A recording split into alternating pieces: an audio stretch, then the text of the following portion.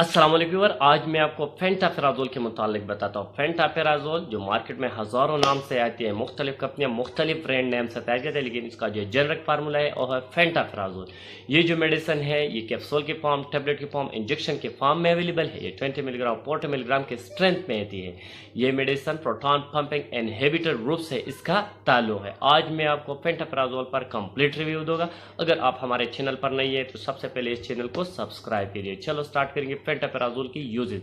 फेंटाफेराजोल की जो मेडिसिन है ये मैदे में जो एसिड होती है इस एसिड की प्रोडक्शन को कम कर देती है। एसिड की प्रोडक्शन को कम करने के लिए ये मेडिसिन इस्तेमाल किया जा सकता है।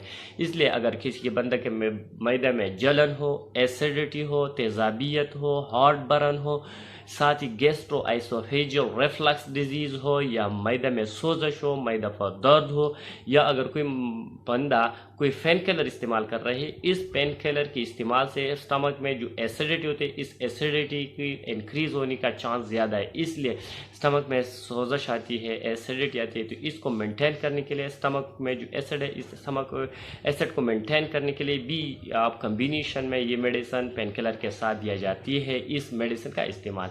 तो ये मेडिसिन है ये स्टमक में इस्तेमाल होने वाली जो भी बीमारी है, जैसे कि स्टमक ड्यूडिनल अल्सर हो, पेप्टिक अल्सर हो, गैस्ट्रिक अल्सर हो, आपके मैदे की तेजाबियत ज़्यादा हो, तो इसको कंट्रोल करने के लिए इस मेडिसिन का इस्तेमाल किया जा सकता है। अगर इसकी साइड इफेक्ट को देखा जाए तो इसकी कोई बड़ा साइड इफेक्ट नहीं है, लेकिन अगर आप ये मेडिसिन ओवरडोज में इस्तेमाल किया तो फिर भी डायरिया काज कर सकते हैं, वॉमिटिंग काज कर सकते हैं, डेजीनेस काज सकते हैं, सर पर चक्कर आ सकती है, हेडेक्स यानी सर पर दर्द काज कर सकती है। ये मेडिसिन अगर ये मेडिसिन आप लॉन्ग टाइम इस्तेमाल कर रही है तो लॉन्ग टाइम यूज़ से इस मेडिसिन में जो हमारे बॉडी में विटामिन B12 की डिफिशियंसी आ सकती है, यानी एनीमिया आपको खास कर सकती है लॉन्ग टाइम यूज़ से।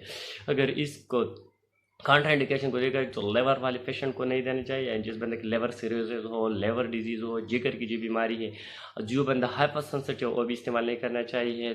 10 साल से कम उम्र वाले बच्चों को भी ये मेडिसिन नहीं देना चाहिए। अगर इसके डोज को देखा जाए ये 20 मिलीग्राम और 40 मिलीग्राम के स्ट्रेंथ में आती है, तो 40 मिलीग्राम की जो मेडिसिन है वो आप 20 मिलीग्राम बीडी इस्तेमाल करना चाहिए खाने से पहले, या 40 मिलीग्राम की टेबलेट दिन में एक ही दफ़ा खाने से पहले इस्तेमाल करना है। लेकिन जो भी मेडिसिन आप इस्तेमाल कर रहे हैं अपने डॉक्टर की रिकमेंडेशन के साथ, जो भी डोज में आपको डॉक्टर को रिकमेंड किया वही डोज इस्तेमाल करना होगा और 14 दिन तक ये मेडिसिन इस्तेमाल करना चाहिए। Thank you for watching.